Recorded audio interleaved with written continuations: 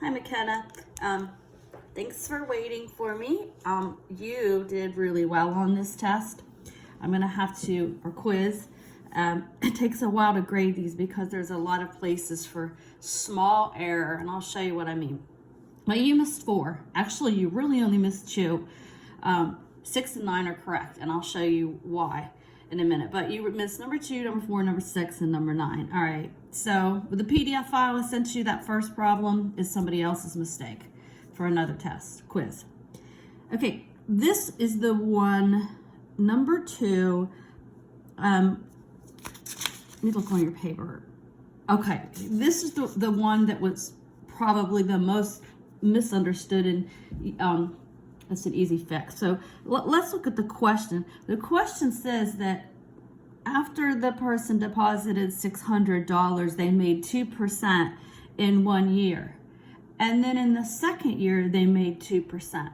So what you did, which is logical really, is you used I think you did, 0.02 plus 0.02, and you put 0.04 as your rate.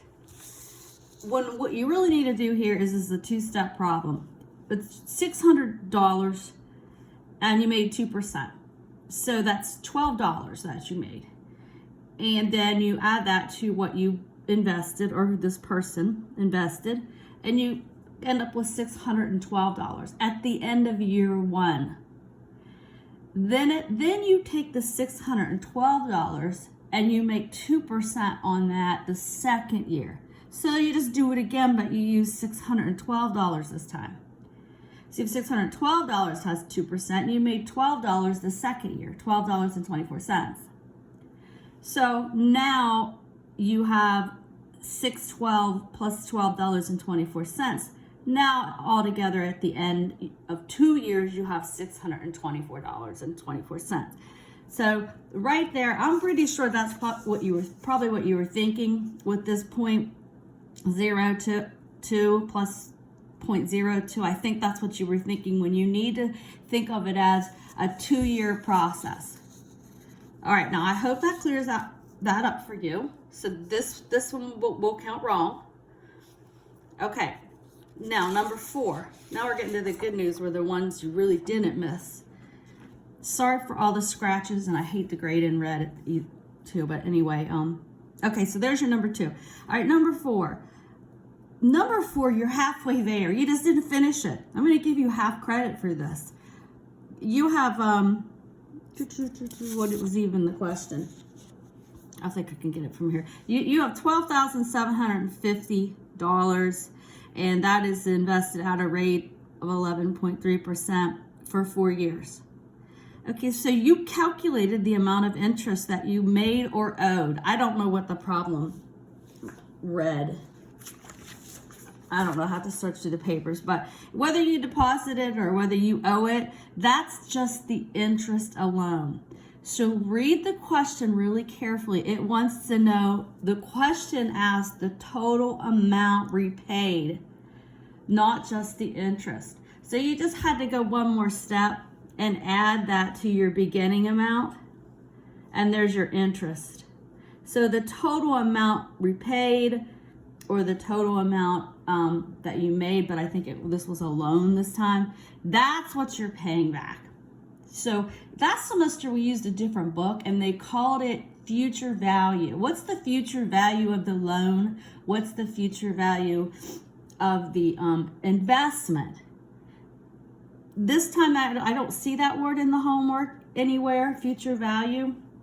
So just try to read it and see if you're asked for interest, you can stop. But if you're asked for the total amount you repaid, you've got to include that initial value. So I'm going to give you half for that because you did half the work.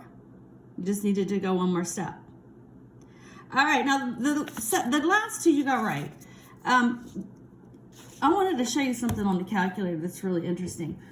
This happens with all the students get these answers off by $30 to $60, and the reason is because you have a setup right and you have this right. The I don't know what they had for the correct answer. You have the file there, I think 3609. Look what happens here. I'm going to see if I can get this on the calculator for you.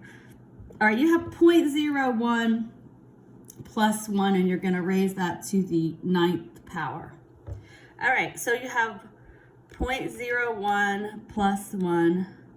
So we have 1.01 there, and we're going to raise that to the, I think that's the 9th power. Right, okay, so there's your number, 1.09, blah, blah, blah, blah, blah. All right, if a student wrote down 1.09 on their paper right here, well, I did it right here, and didn't leave this on the display, they just went ahead and rounded it to a couple decimal points and continued the problem, they would have ended up with 3,590, I don't know what that is, a 7. If you leave this on your display and then go ahead and multiply by 3,300, okay, I end up with 3,609.16, and I think that's there. Sorry about the shaking around here. I think that's what Newton counted as correct. Okay, and then your answer is 333981. There's only $20, $30 off there. So I'm confident that that's, well, I can see by your equation. Now, that's what happened. So this is a great example of how you can introduce error. And we study that in Math 1208 a little bit with how you can introduce error when you're chopping off numbers. And that's a little bit about accuracy and precision too. You can kind of see that where that would fall into play here. But this one's right. Okay, so you got credit for that. And then the last one too, you're gonna giggle at yourself because I don't like the way it's worded either with this annual yield. But anyway, you found it right. The question says enter your answer as a percent. And you entered this as the answer, or the other way around. Either way, you got it right. You did it right, you understand it right. So you have full credit for that. All right, so here's what I'm doing. You only missed 1.5. Where are we? Right here. Okay, you only missed 1.5. So that gives you 8.5 out of 10, which is 85%. But I'm going to give everybody one bonus. I always did this face-to-face, especially with this test, because it's the longest and the most strenuous. So I like to do that for morale. And so if I give you one bonus point, as I'm going to do with everybody, I'm not sure it'll show partiality, you're going to have a 9.5 out of 10. So you have a 95%. So I wanted to do the video for you because I don't think you're going to want to take this over with a 95%. But I do want to point out your mistakes and where that error is going to come in and why it's going to take me a while to grade the C's, the unit C's, because I do need to look at everybody that turns their work in. So I print all your stuff out. This is how I do it. I print all your stuff out and then I file it in a little notebook for the future if we need to look back at it. And always check Blackboard to make sure that I do update it, that I don't mess up or anything or forget about something that you've turned in. I'm keeping pretty organized. And I hope you have a nice day. And I'll reset the next one for you. It looks like you might have opened it, or since I reset it, it gave you a 0%, whatever. It has 3 questions on it. They're all the same, with that same formula. I'm only going to count 2 of them because they're just redundant. They're the same formula 3 times. Okay, so I'll reset that for you. You have a 95%, and I hope you have a nice weekend.